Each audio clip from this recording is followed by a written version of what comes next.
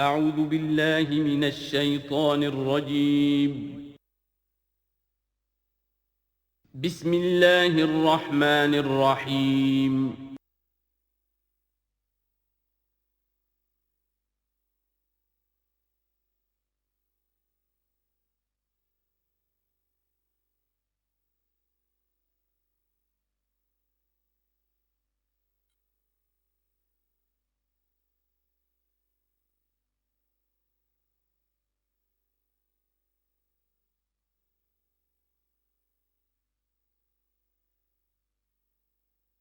والصلاة والسلام على عباده الذين اصطفى خصوصا على أفضلهم وخاتم النبيين محمد الأمين وعلى آله وصحبه أجمعين. أما بعد فأعوذ بالله من الشيطان الرجيم. بسم الله الرحمن الرحيم. الحمد لله رب العالمين الرحمن الرحيم مالك يوم الدين إياك نعبد وإياك نستعين اهدنا الصراط المستقيم صراط الذين أنعمت عليهم غير المغضوب عليهم ولا الضالين آمين. رب اشرح لي صدري ويسر لي امري واحلل عقدة من لساني يفقهوا قولي. اللهم ربنا الهمنا رشدنا واعذنا من شرور انفسنا. اللهم ارنا الحق حقا وارزقنا اتباعه وارنا الباطل باطلا وارزقنا اجتنابه. اللهم ربنا يسر لنا امورنا كلها واتمم لنا بالخير وتقبل منا فإنك خير المتقبلين. آمین یا رب العالمین. ابھی میں نے سورہ فاتحہ کی تلاوت کی اور آپ نے سماعت فرمائی. یہ سورہ مبارکہ مصحف کے اعتبار سے تو پہلی صورت ہے ہی، سب کو معلوم ہے، لیکن یہ بھی نوٹ کر لیجئے کہ یہ نزول کے اعتبار سے بھی سب سے پہلی مکمل صورت جو حضور پر نازل ہوئی وہ یہی ہے. اس سے قبل متفرق آیات نازل ہوئیں، 5 آیتیں سورہ علق کے آغاز میں، کچھ آیتیں سورہ قلم یا سورہ نون کے آغاز میں، کچھ آیتیں سورہ مزمل کی ابتدا کی، کچھ آیتیں سورہ مدثر کے آغاز کی. 5ویں وحی تقریباً اس پر اجماع ہے کہ یہ سورۃ الفاتحہ کی ہے اور یہ مکمل صورت ہے جو حضور پر نازل ہوئی. سورۃ الفاتحہ کے معنی ہوئے افتتاحی صورت. فتح یفتح کے معنی ہے کھولنا، مفتاح کنجی کو کہتے ہیں، چابی کو. تو یہ اوپننگ سورہ آف دی قرآن، قرآن حکیم کی افتتاحی صورت. ویسے جیسا کہ میں تعارف قرآن کے ضمن میں عرض کر چکا ہوں، عربوں کا یہ مزاج تھا کہ جس چیز سے انہیں خصوصی محبت ہوتی تھی اس کے بہت سے نام رکھتے تھے. اس کے بھی بہت سے نام ہیں. سورۃ الفاتحہ سب سے عام ہے، لیکن الکافیہ، الشافیہ، ام القرآن، اساس القرآن، کم سے کم یہ 4 نام تو میں سمجھتا ہوں کہ ہر مسلمان کو مزید معلوم ہونے چاہیے، اور بھی بہت سے نام. اس سورہ مبارکہ کی بالاتفاق و بالاجماع 7 آیتیں ہیں، اگرچہ ان کی ترتیب میں کچھ اختلاف ہے. ایک رائے یہ ہے، اور یہ رائے امام شافعی کی بھی ہے اور بصرہ کے جو قراء تھے ان کی بھی ہے، کہ آیت بسم اللہ بھی سورہ فاتحہ میں شامل ہے، اس کا جز ہے. وہ اس کو شامل کر کے پھر 7 آیتیں بناتے ہیں. تو آخری جنہیں ہم 2 آیتیں سمجھتے ہیں، صراط الذین انعمت علیہم غیر المغضوب علیہم ولا الضالین، وہ ان کے نزدیک ایک آیت ہے. تو گویا کہ نتیجہ یہ نکلا کہ آیتوں کی تعداد 7 ہی رہتی ہے. امام ابو حنیفہ رحمۃ اللہ علیہ کا موقف اور کوفے کے جو قراء تھے ان کا بھی موقف یہ ہے کہ آیت بسم اللہ نہ سورہ فاتحہ کا جز ہے نہ کسی اور سورت کا جز ہے، سوائے ایک مقام پر جہاں حضرت سلیمان علیہ السلام کا خط جو ہے نقل ہوا ہے، جو انہوں نے ملکہ سبا کو لکھا تھا انہو من سلیمان و انہو بسم اللہ الرحمن الرحیم۔ تو قرآن کے متن میں صرف اسی جگہ پر یہ آیت شامل سمجھتے ہیں، باقی یہ صرف علامت کے طور پر کہ یہاں سے ایک نئی سورت شروع ہو رہی ہے درج کی گئی ہے۔ اس سورہ مبارکہ کو الصلاح قرار دیا گیا ایک حدیث میں، اس کا جو اسلوب ہے وہ دعا کا ہے، اور دعا کے ساتھ اس کی جو مناسبت ہے، اور پھر اسی کی وجہ سے ہماری نماز کا یہ جزو لا ینفک بنا دیا گیا۔ بلکہ ایک حدیث جو میں آپ کو سناؤں گا اس میں اسی کو نماز قرار دیا گیا، الصلاح یہی ہے۔ ویسے وہ حدیث مبارک موجود ہے، من لم یقرأ بفاتحۃ الکتاب لا صلاۃ لمن لم یقرأ بفاتحۃ الکتاب، جو شخص سورہ فاتحہ کی تلاوت نہیں کرتا اس کی کوئی نماز نہیں۔ اس کے حوالے سے بھی ہمارے ہاں دو مسلک ہیں، ذکر صرف اس لیے کر رہا ہوں کہ آپ کے علم میں ہو، ان میں کوئی بنیادی فرق نہیں ہے۔ کسی بھی ایک رائے کا انسان قائل اور حامل ہو سکتا ہے بغیر اس کے کہ دوسرے کو بالکل غلط قرار دے، بلکہ یہ کہ اس کے لیے بھی گنجائش اپنے ذہن میں اور اپنے دل میں رکھے۔ اور دوسری رائے یہ ہے کہ اس کا حصہ نہیں ہے۔ اسی اعتبار سے یہ کہ یہ سورہ مبارکہ نماز میں پڑھی جانی ضروری ہے، لا صلاۃ لمن لم یقرأ بفاتحۃ الکتاب۔ البتہ یہ اختلاف ہے، یہ بات جو میں ذکر کر رہا تھا جو ذہن سے نکل گئی، کہ آیا مقتدی جو ہے امام کے پیچھے کھڑا ہو کر جب نماز پڑھ رہا ہو تو کیا اس صورت میں بھی اس کے لیے لازم ہے کہ سورہ فاتحہ پڑھے؟ اس میں دو رائے ہو گئی، بلکہ تین۔ ایک رائے انتہائی ہے اور وہ فقہ حنفی کی طرف منسوب ہے کہ اگر آپ امام کے پیچھے مقتدی کی حیثیت سے نماز پڑھ رہے ہیں تو کسی بھی رکعت میں آپ سورہ فاتحہ نہیں پڑھیں گے۔ ایک دوسری بالکل برعکس رائے ہے، وہ امام شافعی رحمۃ اللہ علیہ کی ہے کہ ہر حالت میں چاہے امام جہری رکعت پڑھا رہا ہو جس میں وہ بلند آواز سے سورہ فاتحہ پڑھ رہا ہو، اور چاہے وہ سری رکعت ہو، ہر حالت میں مقتدی کو بھی پڑھنی ہے۔ ایک تیسری رائے بین بین ہے، وہ امام مالک کی ہے رحمۃ اللہ علیہ، کہ جو سری رکعت ہے جس میں کہ امام بھی خاموشی سے پڑھ رہا ہے مقتدیوں کو بھی پڑھنی چاہیے۔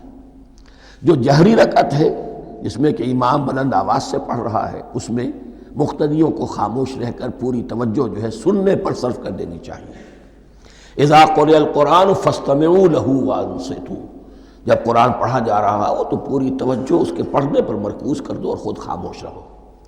میرے اپنی رائے میں یہ تیسری رائے سب سے زیادہ صائب ہے، اور اس میں کسی طرح کی بھی کوئی پیچیدگی پیدا نہیں ہوتی۔ بہرحال اس سورہ مبارکہ کا جو اسلوب ہے میں نے عرض کیا دعائیہ ہے، البتہ قرآن مجید کے علم اور حکمت کے اعتبار سے، اس کے فلسفے کے اعتبار سے ایک بات سمجھ لینی چاہیے۔ قرآن کا فلسفہ یہ ہے کہ بنیادی ہدایت ہر انسان کے دل میں موجود ہے، بالقوہ، پوٹینشلی۔ یہ جو قرآن مجید یا اللہ کی کتابیں نازل ہوتی ہیں یہ انہیں ایکٹیویٹ کرتی ہیں، وہ اندر کی جو ڈورمنٹ کانشسنس ہے، خابیدہ شعور جو ہے اسے بیدار کر کے، اور پھر یہ کہ اسے اجاگر کرتی ہیں۔ ہر سلیم الفطرت انسان اور سلیم العقل انسان، دو سلامتی شرط ہیں۔ سلیم الفطرت، نیچر پرورٹڈ نہ ہو، فطرت مسخ نہ ہو گئی ہو، عقل سلیم ہو۔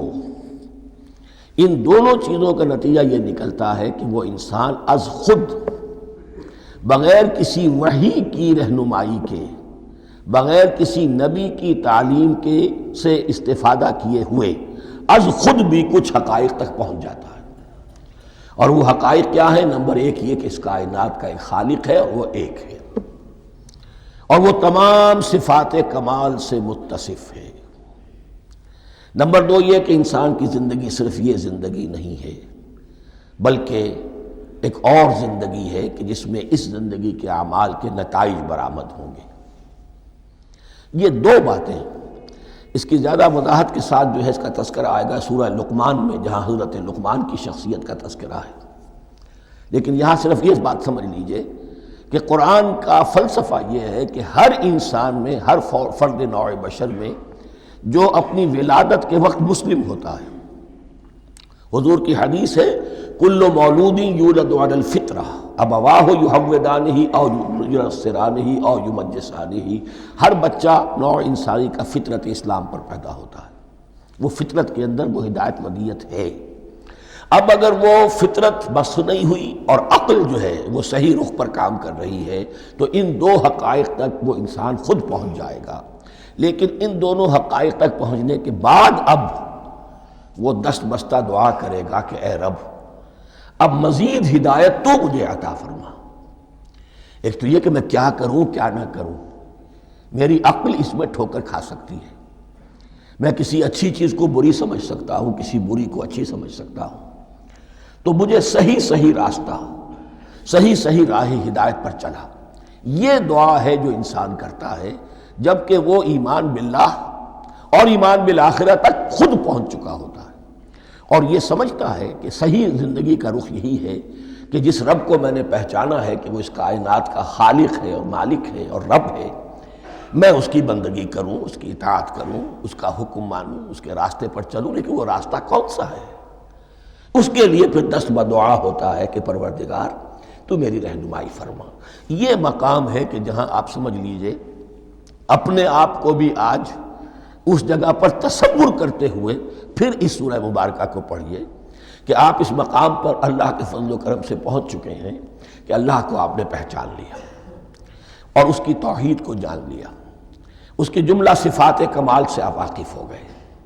آپ یہ بھی جان گئے کہ بڑھ کر اس کے حضور میں حاضر ہونا ہے اور وہ حساب کتاب لے گا۔ پھر آپ نے یہ عہد بھی کر لیا کہ اب زندگی گزارنی ہے اس رب کی بندگی میں، اسی کی فرما برداری میں۔ اب یہاں کھڑے ہو کر آپ پوچھتے ہیں کہ اللہ مجھے وہ تفصیلی ہدایت عطا فرما، ایسا نہ ہو کہ کبھی میں کسی راستے پر چلتا ہوا کسی پگڈنڈی پر مڑ جاؤں اور وہ تھوڑی سی جو ڈیوییشن ہو میرے راستے کی وہ میری عاقبت کو برباد کر دے۔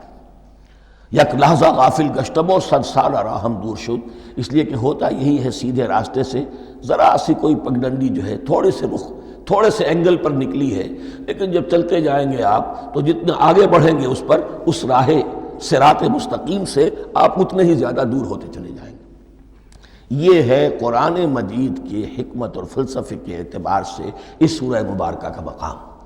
اب آئیے ہم بسم اللہ کرتے ہیں۔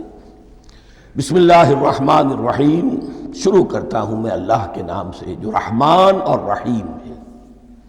اس پر کچھ گفتگو ہو چکی ہے تعارف قرآن کے ضمن میں کہ رحمان اور رحیم دو نام ہیں کہ جو رحمت کے مادے سے نکلتے ہیں۔ رحمان میں اللہ تعالیٰ کی رحمت کا جوش ہے، جانی کیفیت، طوفانی کیفیت، اور رحیم میں اللہ تعالیٰ کی رحمت کا دوام اور تسلسل۔ یہ دونوں کیفیات اللہ کی رحمت میں بیک وقت موجود ہیں، جس کا ہم تصور نہیں کر سکتے۔ ہم سمندر کو دیکھتے ہیں، متلاطم سمندر ہے، اس میں ہیجان ہے، طوفان ہے۔ دریا کو دیکھتے ہیں کہ وہ سکون کے ساتھ چل رہا ہے، خاموشی سے چل رہا ہے، بہہ رہا ہے، بس تسلسل کے ساتھ بہہ رہا ہے۔ ہم ان دونوں کیفیات کو علیحدہ علیحدہ دیکھتے ہیں تو ہمارا ذہن ان دونوں کو بیک وقت اس کا تصور نہیں کر سکتا، تخیل ممکن نہیں۔ لیکن اللہ کی رحمت کی یہ دونوں شانیں مستقلاً ہر وقت موجود ہیں، بیک وقت، اسی لیے ان دونوں کے درمیان کہیں حرف عطف نہیں آئے گا۔ بسم اللہ الرحمن الرحیم، الحمدللہ رب العالمین۔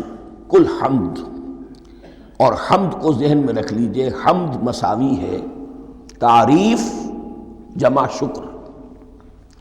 عام طور پر ترجموں میں ایک لفظ لایا جاتا ہے، کل تعریف اللہ کے لیے، یہ کافی نہیں ہے۔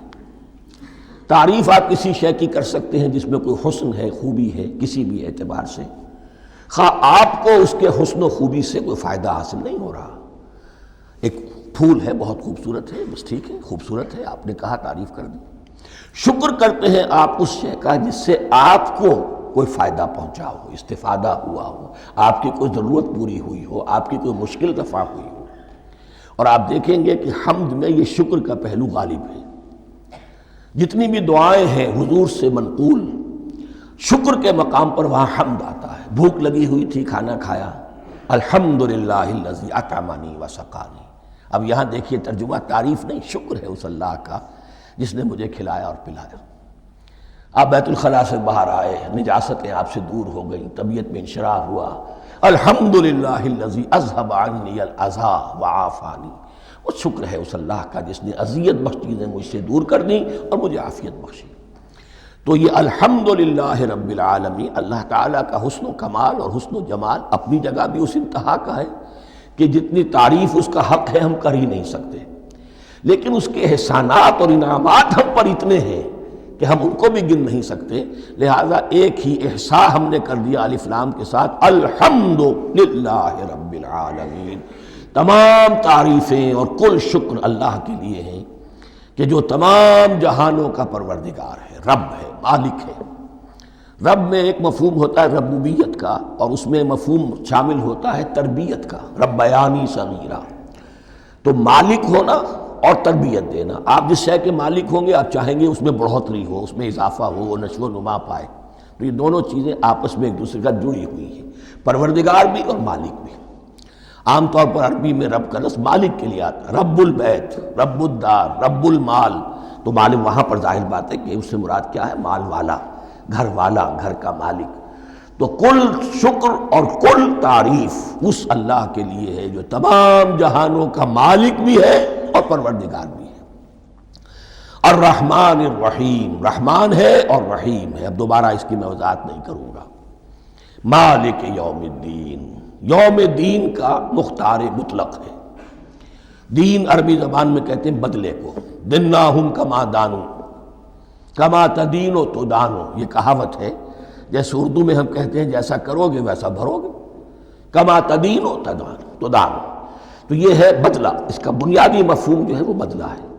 تو بدلے کا ایک دن ہے جس دن فیصلہ ہوگا کہ کون کیا کما کر لایا ہے اور اسے کیا بدلہ ملنا چاہیے۔ آیا اس کا برائیوں کا پلڑا بھاری ہے کہ اسے سزا ملنی چاہیے، یا اس کی حسنات اور نیکیوں کا پلڑا بھاری ہے کہ اسے جزا ملنی چاہیے، اس کا انعام اور اکرام کے ساتھ معاملہ کیا جانا چاہیے، وہ ایک دن ہے، اسے ہم یوم القیامہ کہتے ہیں۔ اور لیکن اصل بات جو یہاں کہی گئی، یعنی ایک جملے میں تین باتوں کا اعتراف ہو رہا ہے۔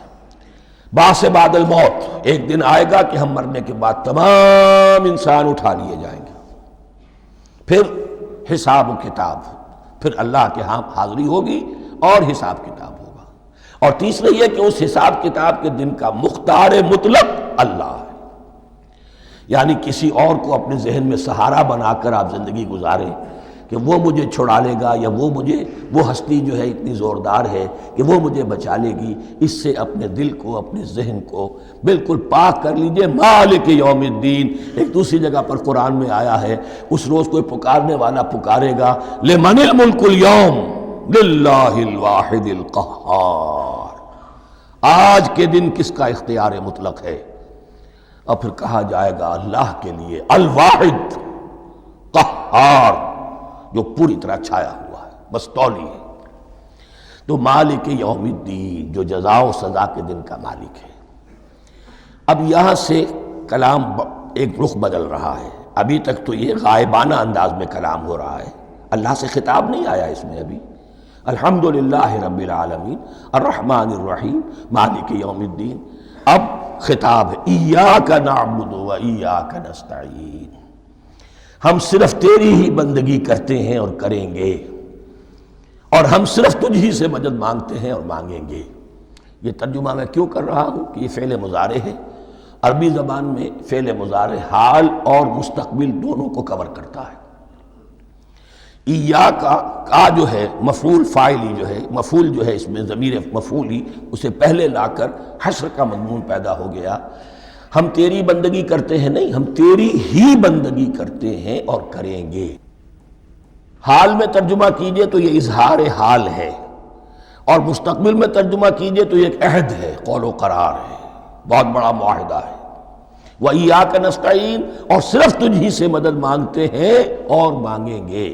اس میں بھی حال کا ترجمہ اظہار حال، اللہ کرے کہ واقعی ہمارا حال وہی ہو، جب ہم یہ الفاظ کہتے ہیں تو واقعتاً ہم اس پر پورے اتر رہے ہوں کہ اسی کی بندگی کر رہے ہوں اور اسی سے ساری استعانت اور استمداد کر رہے ہیں۔ جہاں تک مستقبل کا تعلق ہے وہ پھر ایک عہد ہے، اہدنا الصراط المستقیم، یہ مقام وہ آ گیا کہ یہاں تک تو اے پروردگار ہم پہنچ گئے، تیرے فضل سے، تیرے کرم سے، فطرت سلیمہ بھی تیری عطا کردہ تھی، عقل سلیم بھی تیری ودیعت کردہ تھی، ان دونوں کی روشنی سے ہم یہاں تک تو پہنچ گئے۔ اب ہماری جو ضرورت ہے، احتیاج ہے، وہ کیا ہے؟ اہدنا الصراط المستقیم، ہدایت بخش ہمیں سیدھے راستے کی۔ یہاں دو باتیں سمجھ لیجئے، انفرادی سطح پر انسان کے لیے نہ معلوم کتنے مرحلے آتے ہیں ہر روز کہ جس میں وہ ایک چھٹک کر کھڑا ہو جاتا ہے، یہ کروں یا یہ کروں، دو آلٹرنیٹو سامنے آ رہے ہیں، فیصلہ کرنا مشکل ہو رہا ہے، قدم قدم پر ہدایت کی ضرورت ہے۔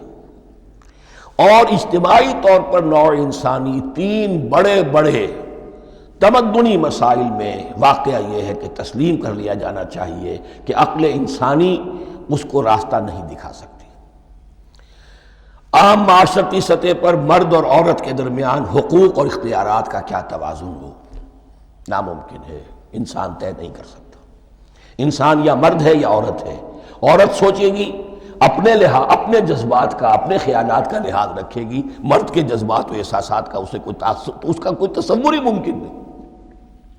مرد سوچے گا اسے اپنے احساسات معلوم ہے، لیکن یہ کہ عورت کے احساسات سے وہ نابلد ہے، ان کو محسوس کر ہی نہیں سکتا، لا محالہ وہ اپنے بارے میں وہ جو بھی نظام بنائے گا اس میں وہ اپنی بالادستی رکھے گا۔ وہ تو ایک ہی ہستی ہو سکتی ہے کہ جو دونوں کی خالق ہے، مرد کی بھی عورت کی بھی، اور اس کو دونوں سے محبت ہے، دونوں کا خیر خواہ ہے، دونوں کا رب ہے، دونوں کو پروان چڑھانا چاہتا ہے۔ اسی طرح فرد اور معاشرہ یا ریاست، حکومت اور ریاست ہمیشہ یہ چاہتی ہے کہ سارے اختیارات ہمارے ہاتھ میں آ جائیں، ٹوٹلیٹیرین سوسائٹی ہو، بس ہم حکم دیں اور لوگ اس پر چلیں۔ افراد یہ چاہتے نہیں، ہمیں آزادی ہونی چاہیے۔ اب آپ دیکھیے کہ دنیا میں کتنے جھگڑے چلتے ہیں اسی پر، فریڈم فریڈم فریڈم۔ وہ فریڈم واقعتاً اپنی جگہ پر ایک شے ہے، افراد کی آزادی ہونی چاہیے، لیکن افراد کی آزادی اتنی نہ ہو جائے کہ وہ مادر پدر آزاد ہو جائے، کوئی قانون، کوئی قاعدہ، کوئی اخلاقی کوئی حدود اور قیود جو ہے ان کا پابند نہ رہے۔ تو اب کہاں ہے وہ نقطہ اعتدال کہ جس میں انسان کے انفرادی آزادی، انفرادی اختیار اور ادھر اجتماعی مصلحتیں جو ہیں ان کو بیلنس کیا جا سکے؟ انسان طے نہیں کر سکتا، صرف اللہ ہی اس کے لیے نظام دے سکتا ہے۔ تیسرا مسئلہ ہے سرمایہ اور محنت، اس میں کیا توازن ہو؟ سرمایہ اور محنت دونوں مل کر کچھ بنا رہے ہیں، کچھ پروڈیوس کر رہے ہیں۔ اب اس میں نفع جو ہوا ہے اس میں سرمایہ کا کتنا حصہ ہونا چاہیے اور لیبر کا کتنا ہونا چاہیے، کون طے کر سکتا ہے؟ اس کے لیے بھی کہ ایسا نہ ہو کہ سرمایہ داری جو ہے آکاش بیل بن کر پورے معاشرے پر چھا جائے، اور غریب بیچارہ، مزدور بیچارہ، کاشتکار بیچارہ وہ گویا کہ چکی کے دو پارٹوں میں پس کر رہ جائے، اس کی کوئی حیثیت نہ رہ جائے۔ لیکن یہ کہ دوسری طرف اگر یہ کہ مزدور کا جو حق ہے اس سے زیادہ اس کو دے دیا جائے تو سرمایہ جو ہے وہ سکڑ جائے گا، شائی ہو جائے گا، وہ پھر میدان میں نہیں آئے گا۔ کیا کیا جائے؟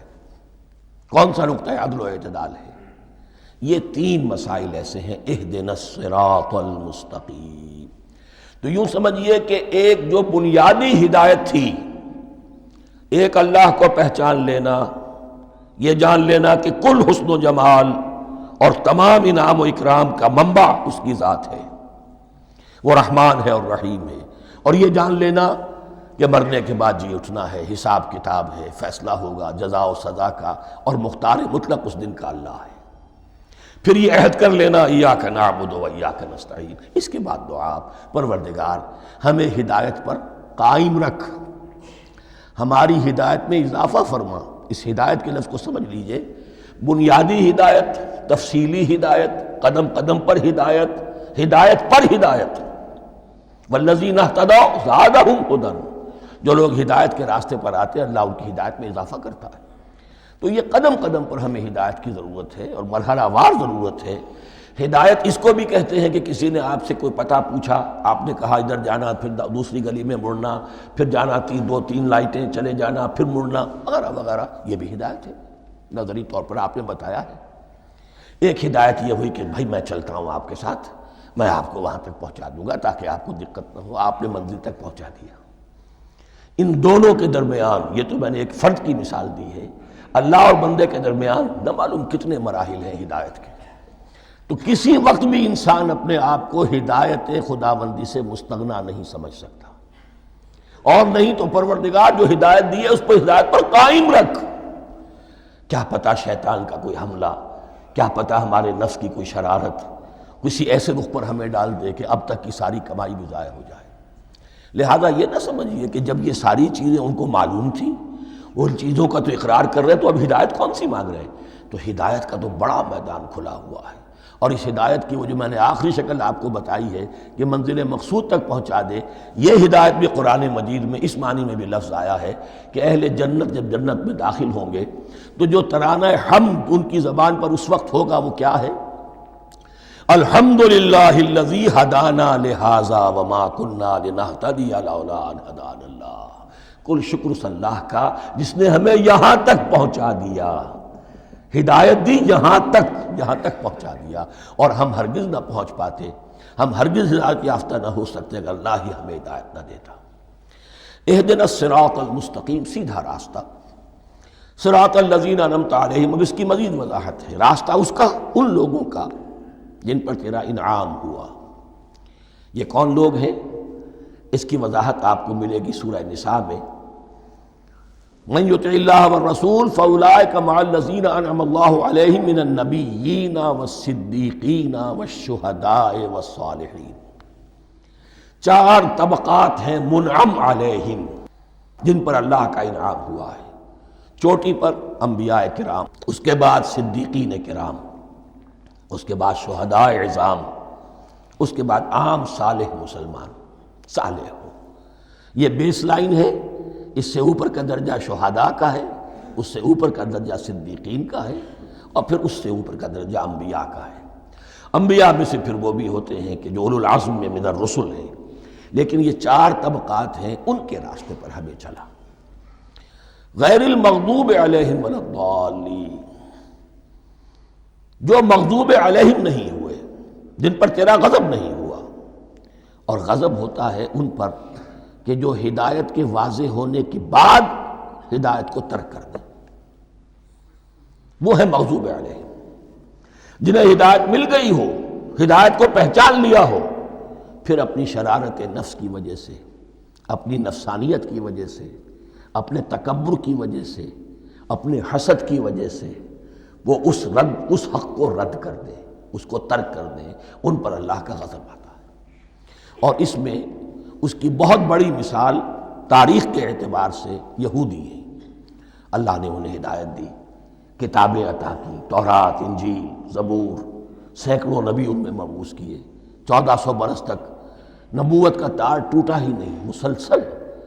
ابتدا میں بھی 2 نبی، موسیٰ اور ہارون، اور اختتام پر بھی 2 نبی، عیسیٰ اور یحییٰ علیہ السلام، اور ان کے مابین کوئی لمحہ نہیں آیا ہے تاریخ بنی اسرائیل میں جبکہ کوئی نہ کوئی نبی موجود نہ ہو۔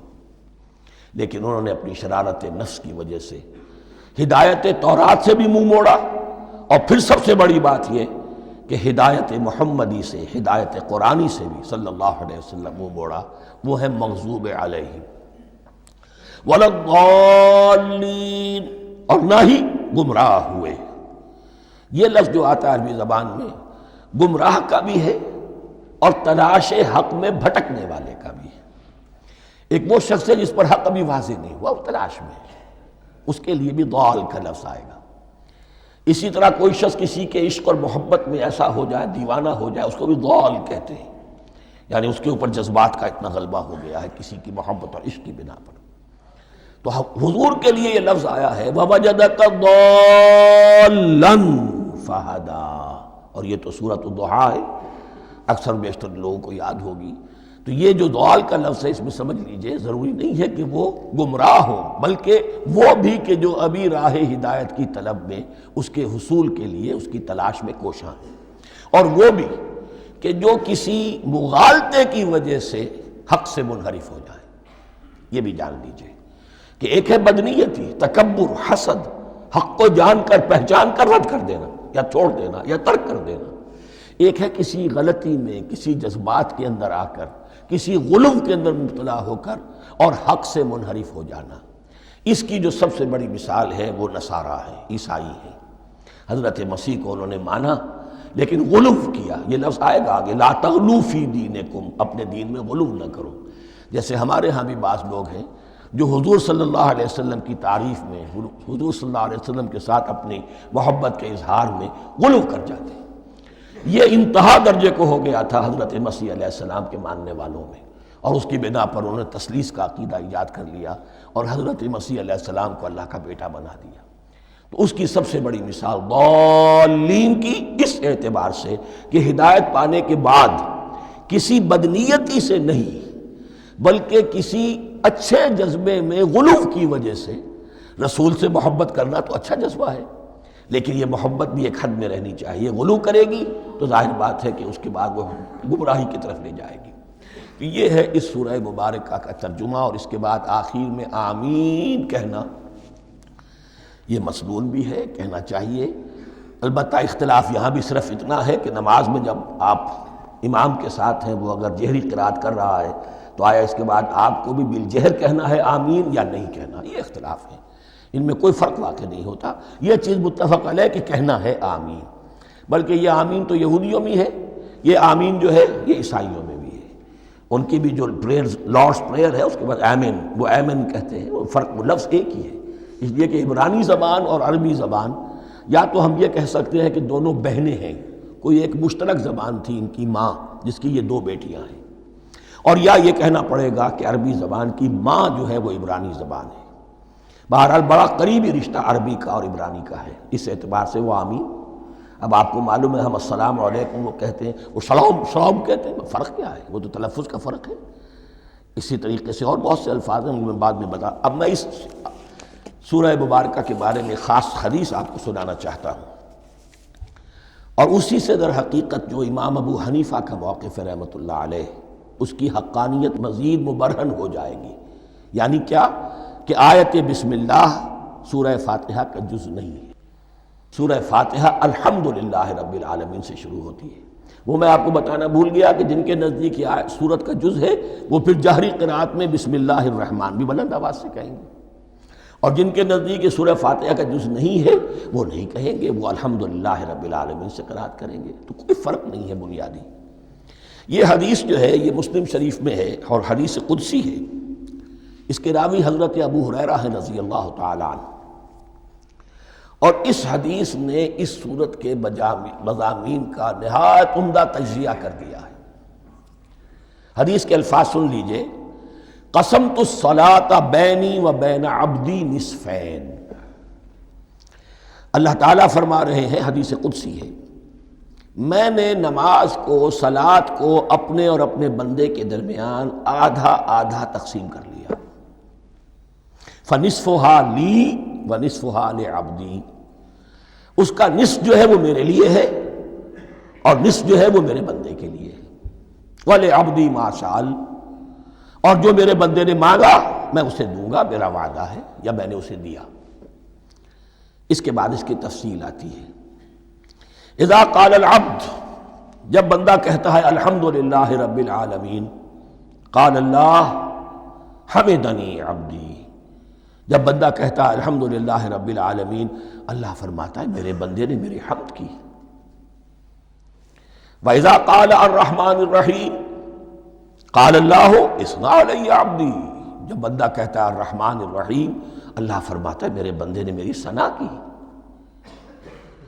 وَإِذَا قَالَ مَالِكِ يَوْمِ الدِّينِ قَالَ اللَّهُ تَعَالَى مَجَّدَنِي عَبْدِي، میرے بندے نے میری تمجید بیان کی، میری بزرگی بیان کی۔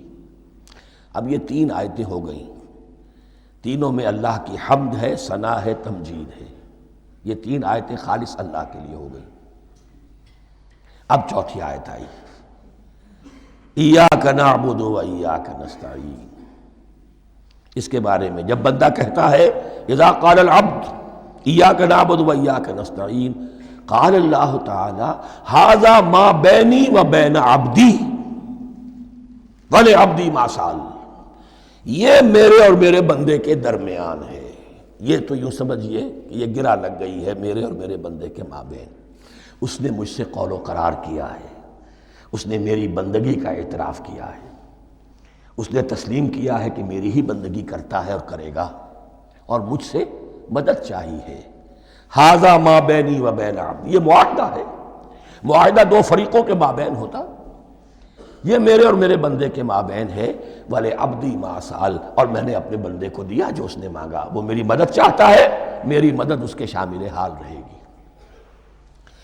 فَإِذَا قَالَ، اور جب بندہ کہتا ہے اهْدِنَا الصِّرَاطَ الْمُسْتَقِيمَ صِرَاطَ الَّذِينَ أَنْعَمْتَ عَلَيْهِمْ غَيْرِ الْمَغْضُوبِ عَلَيْهِمْ وَلَا الضَّالِّينَ قال اللہ تعالی هذا لعبدی ولعبدی ما سأل، یہ تین آیتیں یہ میرے بندے کے لیے اهدنا الصراط المستقیم، اسی صراط مستقیم کی وضاحت ہے مثبت، صراط الذین انعمت علیہم، اسی صراط المستقیم کی وضاحت ہے منفی انداز میں غیر المغضوب علیہم ولا الضالین۔ یہ سب میرے بندے کے لیے ہے اور میں نے اپنے بندے کو دیا جو اس نے مانگا۔ اس کو میں نے ایک مرتبہ یہ ترازو کی شکل میں اس کو لکھوایا تھا۔ دیکھیے یہ ایاک نعبد و ایاک نستعین، یہ ہے وہ ترازی کی وہ ڈنڈی، واو جو ہے ایاک نعبد و ایاک نستعین، واو جو ہے گویا کہ وہ مٹھ ہے جس سے کہ ترازو کو پکڑا جاتا ہے۔ ادھر ایک پلڑا ہے جس کی تین آیتیں ہیں، الحمدللہ رب العالمین الرحمن الرحیم مالک یوم الدین۔ اس کا نتیجہ کیا نکلا؟ ایاک نعبد۔ آپ نے شاید یہ سنا بھی ہو، ایک بہت ہی عمدہ قرات کا جو ریکارڈ ہے قاری عبدالباسط عبدالصمد کا، وہ یہیں سے چل کر سورہ فاتحہ کی قرات کر کے ایاک نعبد پر آ کر رکتا ہے۔ الحمدللہ رب العالمین الرحمن الرحیم مالک یوم الدین ایاک نعبد، گویا کہ یہاں یہ صورت بالکل ہاف ہو گئی ہے۔ تین آیتوں میں اللہ کی حمد ہے، ثنا ہے، تمجید ہے، جس کا نتیجہ ہم تیری ہی بندگی کرتے ہیں، تیری ہی اطاعت کریں گے۔ لیکن اب اس کے بعد سوال ایاک نستعین، اسی کی جو استعانت کیا درکار ہے ہمیں؟ ہدایت۔ ہدایت سب سے بڑی استعانت ہے، ہدایت ہی تو سب سے بڑی مدد ہے۔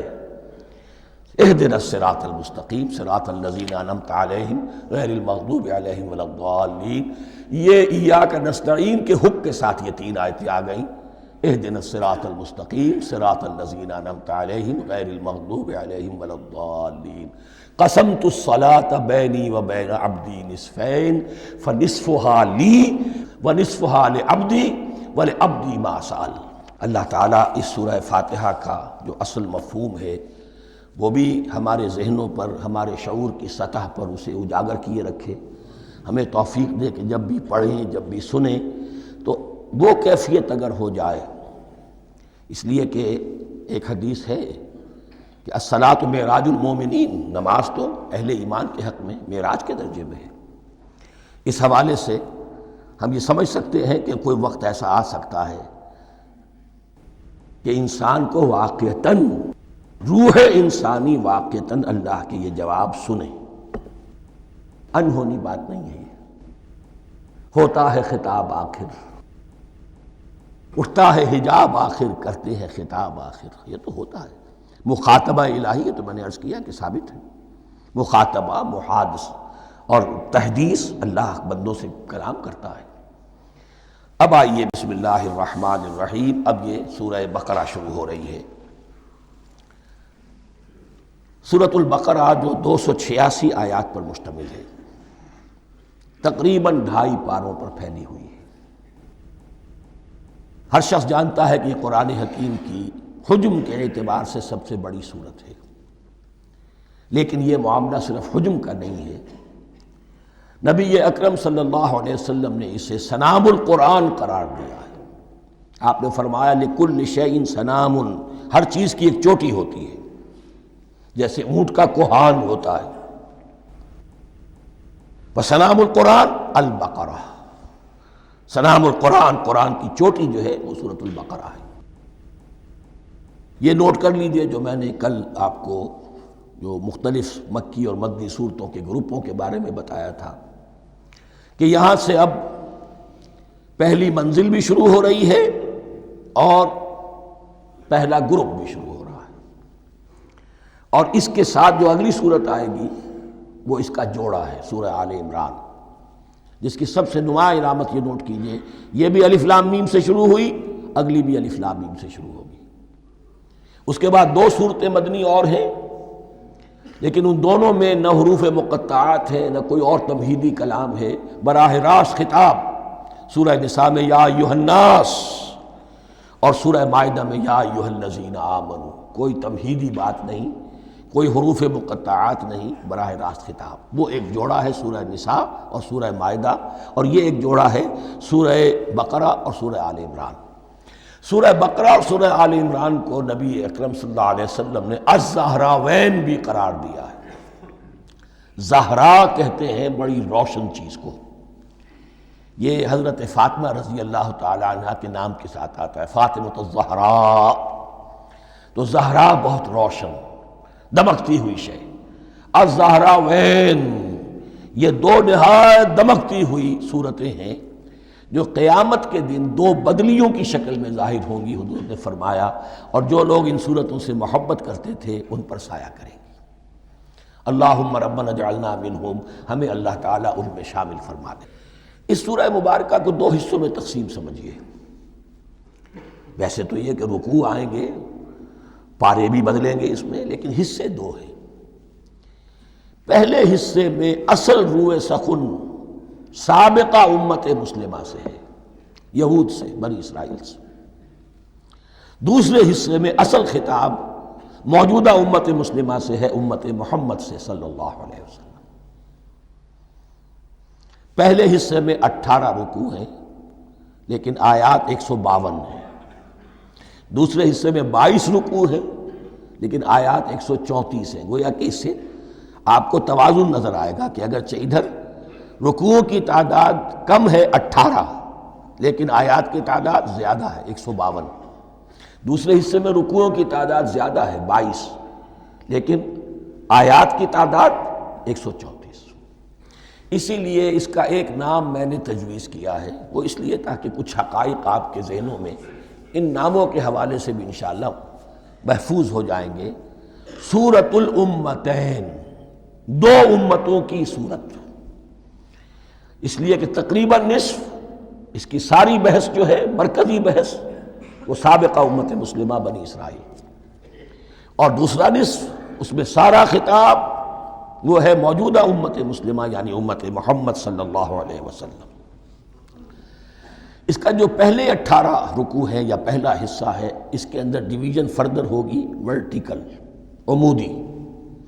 پہلے 4 رکوع، پھر 10 رکوع، پھر 4 رکوع۔ لیکن جو 22 رکوع ہیں دوسرے حصے کے، دوسرے نصف کے، اس میں ڈویژن جو ہے جو ہاریزونٹل ہے، وہ افقی تقسیم ہے، عمودی نہیں، افقی۔ وہ میں بعد میں بیان کروں گا جب ہم وہاں پہنچ جائیں گے۔ ان کو پہلے سمجھ لیجئے کہ اس پہلے حصے کی جو تقسیم میں نے کی ہے، پہلے 4 رکوع، پھر 10 رکوع اور پھر 4 رکوع۔ پہلے 4 رکوع یوں سمجھیے کہ پورے قرآن مجید کے لیے اس کی حکمت اور فلسفے کا جو حصہ مکی قرآن میں بیان ہو چکا تھا اس کا خلاصہ ہے۔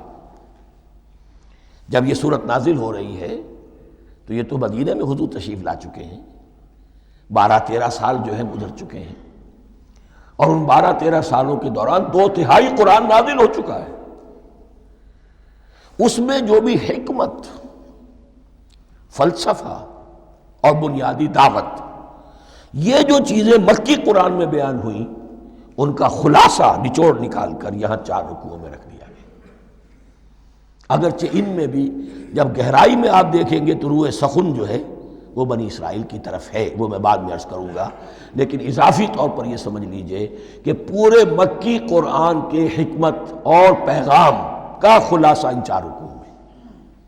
پھر 10 رکوع ہیں جن میں براہ راست خطاب ہے سابقہ امت مسلمہ، یا بنی اسرائیل۔ اس کے بھی 2 حصے ہیں۔ پہلے ایک رکوع میں دعوت ہے، بڑا انداز اس کا بڑا پیارا ہے، اس میں دعوت ہے، ایمان لاؤ محمد پر صلی اللہ علیہ وسلم۔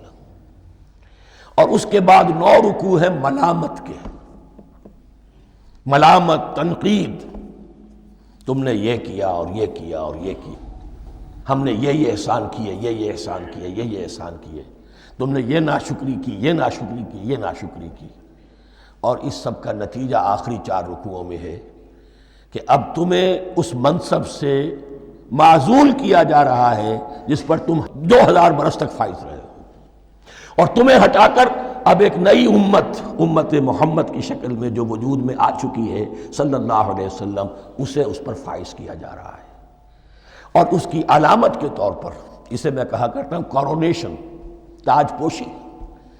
ایک امت معذور، دوسری امت اس کا نسب ہو رہا ہے، اس کی تاج پوشی کے لیے سمبل، علامت کیا ہے؟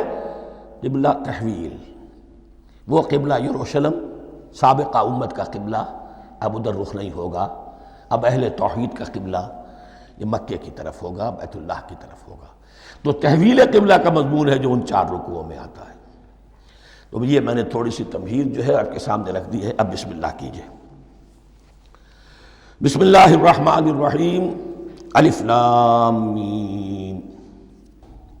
الف لام میم یہ حروف مقطعات ہیں، یہ علیحدہ علیحدہ پڑھے جاتے ہیں، علم نہیں پڑھ سکتے اس کو۔ الف لام میم، ہا میم ہے، ہا علیحدہ میم علیحدہ، اگرچہ لکھے ہوئے ہوتے ہیں جڑے ہوئے، کاف ہا یا عین صاد لکھے ہوئے جڑے ہوئے، پڑھے جائیں گے علیحدہ علیحدہ، قطع علیحدہ کرنا۔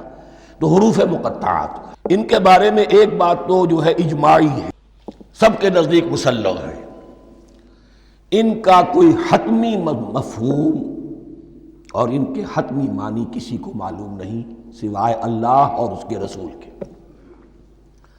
اس معنی میں یوں بھی کہا گیا یہ کوڈ ورڈز ہیں، جیسے کہ کوئی میسیجز جو ہیں ادھر ادھر بھیجے جاتے ہیں، سیکرٹ میسیجز، تو کچھ کوڈ ورڈز ہوتے ہیں جس سے سمجھ میں آتا ہے کہ یہ بات واقعتاً صحیح سورس سے آ رہی ہے، واللہ عالم۔ لیکن اس کا کوئی مفہوم اور اس کے معنی جو ہیں وہ اتفاق اس پر ہے، اگرچہ بعض حضرات نے کچھ اپنی سی کوشش کی ہے، کچھ مفہوم جو ہے بنانے کی، وہ اپنی جگہ پر ہے، لیکن یہ کہ کسی حضرت عبداللہ ابن عباس رضی اللہ تعالی عنہما نے بعض ایسی کوششیں کی ہیں، لیکن ان کی رائے کو بھی ان کی ذاتی رائے سمجھا گیا ہے، امت نے اسے قبول نہیں کیا۔ اجماع اور کنسنسس اسی پر ہے کہ اس کے معنی اور مفہوم کسی کو معلوم نہیں سوائے اللہ اور اس کے رسول کے۔ البتہ بعض چیزیں ایسی ہیں کہ وہ اگر نوٹ کر لی جائیں تو شاید آئندہ ہے اس میں کچھ راز کھلنے کے امکانات پیدا ہو جائیں۔ دیکھیے عربی زبان کے جو الفابیٹس ہیں ان کی تعداد 29 ہے یا 28 ہے، میں بتا چکا ہوں۔ الف اور حمزہ کو ایک سمجھے تو 28 ورنہ 29۔ پہلی بات یہ نوٹ کیجئے قرآن حکیم کی 114 سورتوں میں سے 29 سورتوں میں ان کے شروع میں یہ حروف مقطعات آئے ہیں۔ دوسری بات یہ کہ اس میں 28 کا نصف کیجئے تو 14 استعمال ہوئے، 14 نہیں استعمال ہوئے، بالکل آدھی تعداد استعمال ہوئی ہے۔ تیسرے یہ کہ جو شروع اور آخر اور درمیان 3 حصوں میں تقسیم کر دیجئے آپ، 9 9 9 پنواڑی 27، ایک طرف 10 رہ جائیں گی۔ پہلے حصے میں سے بہت کم حروف لیے گئے، بہت کم، آخری حصے کے تقریباً تمام حروف ہیں تقریباً۔ درمیانی حصہ وہ ہے کہ جس میں آپ نے دیکھا ہے کہ عربی میں جوڑوں کی شکل میں ہے، صاد ضاد، فرق کیا ہے نقطے کا، سین شین فرق کیا ہے نقطوں کا، را زا فرق کیا ہے نقطے کا۔ تو جو بھی نقطے والا لفظ ہے وہ نہیں لیا گیا، اور جو بغیر نقطے کے غیر منقوط ہے وہ لیا گیا۔ پھر اس میں 3 صورتیں ہیں جن میں ایک ایک حرف آیا ہے، سورہ قاف، سورہ نون، سورہ صاد۔ پھر صورتیں ہیں جن میں 2 2 آئی ہیں، جن میں 3 3 آئے ہیں، پھر 4 4 آئے ہیں، 2 ہی صورتیں ہیں جن میں 4 4 ہیں، اور 2 ہی صورتیں جن میں 5 5 ہیں۔ تو یہ ہے صرف یوں سمجھیے کہ اعداد و شمار۔ اس کے حوالے سے کچھ آدمی غور کرے تو شاید کوئی بات نکلے۔ باقی وہ مثال میں آپ کو بتا دیتا ہوں کہ حضرت عبداللہ ابن عباس نے ایک رائے ظاہر کی کہ الف لام میم در حقیقت ایک جملے کا خلاصہ ہے، انا اللہ اعلم۔ پہلا لفظ ہے انا، اس کا الف لے لیا، درمیانی لفظ ہے اللہ، اس کا درمیانی لام لے لیا، تیسرا لفظ ہے اعلم، یہ آخری لفظ ہے، آخری حرف میم لے لیا، انا اللہ اعلم، میں اللہ جانتا ہوں، واللہ اعلم، واقعتاً اللہ ہی جانتا ہے۔ یہ حضرت عبداللہ ابن عباس کی رائے ہے، لیکن اگرچہ انہیں حبر الامت مانا گیا ہے، لیکن یہ کہ ان کی اس رائے کو بھی اکثر و بیشتر مفسرین نے قبول نہیں کیا۔ اب جو پہلے 2 رکوع ہیں اس سورہ بقرہ کے، ان کے بارے میں تعویل عام اور تعویل خاص کا ایک بڑا بنیادی فرق ہے جو نوٹ کر لینا چاہیے۔ جس وقت یہ صورت نازل ہو رہی ہے، میں عرض کر چکا ہوں کہ 12 سال ہو چکے تھے حضور کو اپنا فریضہ نبوت و رسالت ادا کرتے ہوئے۔ ایک جماعت اچھی بھلی تیار ہو چکی تھی جنہوں نے حضور کی دعوت پر لبیک کہا، ایمان لائے اور آپ کی تعلیمات پر عمل کیا۔ وہ ایک گروہ موجود تھا، یہ ابو بکر ہے، یہ عمر ہے، یہ عثمان ہے، یہ طلحہ ہے، یہ زبیر ہے، یہ عبد الرحمن ابن عوف ہے، یہ مصعب بن عمیر ہے، دیکھ لو۔ اور ایک گروہ وہ تھا کہ جو حق کو جان کر پہچان کر محض اپنی ضد اور ہٹ درمی کی باعث وہ کفر پر اڑ گیا تھا۔ اور اب ایک تیسرا گروہ پیدا ہو رہا تھا مدینے میں آ کر، وہ ابھی ایمبریونک سٹیج میں ہے، کہ جو داعی ہے، مدعی ہے کہ ہم مانتے ہیں لیکن حقیقت میں نہیں مانتے۔ یہ تین قسم کے گروہ دنیا میں ہمیشہ پائے جائیں گے، ہمیشہ۔ اب اس کو لا رہا ہوں تعویل عام کی طرف۔ جب بھی کبھی کوئی دعوت اٹھے گی انقلابی، ایک ہوتا ہے وعظ و نصیحت، ٹھیک ہے، جس نے بھی فائدہ اٹھایا اٹھا لیا۔ ایک ہوتی ہے دعوت انقلابی، وہ انقلابی دعوت کا ہدف ہوتا ہے نظام کو بدلنا۔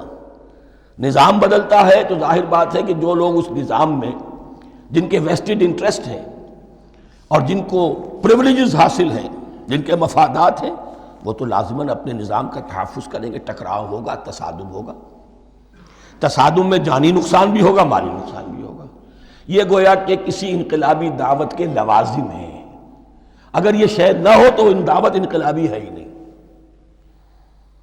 اس اعتبار سے ہر انقلابی دعوت کے جواب میں تین طبقے پیدا ہو جاتے ہیں۔ ایک وہ کہ جو اس دعوت کو قبول کرتے ہیں دیانت کے ساتھ، خلوص کے ساتھ، اخلاص کے ساتھ، اور پھر پوری جواں مردی کا ثبوت دیتے ہیں، ہر چہ بعد آباد، اب جو آئے سو آئے، جان دینی پڑے حاضر ہیں، مال دینا پڑے حاضر ہیں، کوئی تکلیف آئے، کوئی مشقت آئے، کوئی مصیبت آئے، کوئی قربانی کرے، حاضر۔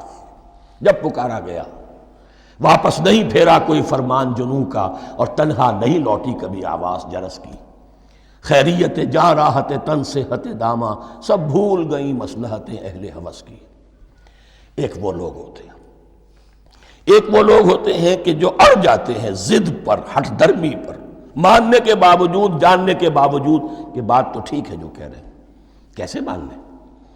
ہماری سیادت، ہماری چودراہٹ، ہمارے مفادات، ہمارے یہ ساری چیزیں، ان سب کے اوپر زد پڑ رہی ہے۔ یہ لوگ اڑ جاتے ہیں، اور پھر کوئی دعوت، کوئی نصیحت، کوئی مزید افہام و تفہیم ان کے حق میں مفید نہیں ہوتی۔ اس لیے کہ صحیح بات ہے جو کہتے ہیں کہ سوتے کو تو جگایا جا سکتا ہے، جاگتے کو کیسے جگائیں؟ کوئی سویا ہوا ہے تو آپ اسے جگا دیں گے، جو جاگا ہوا ہے لیکن وہ بنا ہوا ہے، وہ اٹھنے کو تیار ہی نہیں ہے، تو آپ کیسے اٹھا دیں گے اس کو؟ تو جو لوگ جان بوجھ کر حق کو پہچان کر رد کر دیتے ہیں، پھر ان کے حق میں کوئی دعوت، کوئی نصیحت، کوئی تبلیغ، کوئی انذار، کوئی تبشیر مفید نہیں ہوتی۔ تیسرا درجہ ایسے لوگوں کا ہوتا ہے جو یا تو شروع میں آتے ہی شرارت کے ارادے سے، کوئی مصلحت ہے جس کی وجہ سے اس دعوت کو قبول کر لیا، کوئی ذاتی منفعت ہے جس کے لیے قبول کر لیا، یا یہ کہ شروع میں تو اخلاص کے ساتھ آتے ہیں لیکن جب قربانی دینے کا وقت آتا ہے تو ان کے اندر سیرت و کردار کی وہ مضبوطی نہیں ہوتی کہ ہر چہ بعد آباد، یہ نہیں ہوتی۔ وہ پھر ڈگمگاتے رہتے ہیں، کبھی کچھ چلے پھر کہیں ٹھٹک کر رہ گئے، پھر کہیں کچھ چلے پھر ٹھٹک کر رہ گئے۔ یہ تیسرا طبقہ ہے کہ جو کہتا ہے، دعوی مدعی ہے کہ ہم نے مانا ہے، قبول کیا ہے، بات ٹھیک ہے، کچھ تھوڑا بہت چلتے بھی ہیں، لیکن جہاں مشکل آئی ٹھٹک کر کھڑے ہو گئے، اوندھے منہ گر پڑے۔ یہ تیسرا طبقہ ہے۔ اس کے لیے لفظ ہمارے ہاں منافقین بھی ہے، لیکن اس رکوع میں آ کر، ابھی ان 4 رکوعوں میں نہیں بلکہ سورہ بقرہ میں مکمل میں بھی کہیں نفاق کا لفظ نہیں آیا ہے، اس لیے کہ اسے مرض سے تعبیر کیا گیا۔ یہ مرض ہے ایک، اور اس مرض کے ذریعے سے لوگوں کے اندر جو ہے وہ ایک نفاق کا بیج پڑ رہا ہے، جو ظاہر ہوگا تو منافقت پوری کی پوری کھل کر سامنے آ جائے گی۔ روگ ہے انسانی شخصیت کا، اس حوالے سے وہ تیسری، اور یہ چونکہ اہم ترین حصہ تھا، اور یہ مرض اب شروع ہو رہا تھا، مدینے میں، مکے میں نہیں تھا، لہذا زیادہ تفصیل سے اس کے بارے میں گفتگو ہوئی۔ اب ان 2 رکنوں کا سلسلے وار مطالعہ انشاءاللہ اس دوسری نشست میں کریں گے۔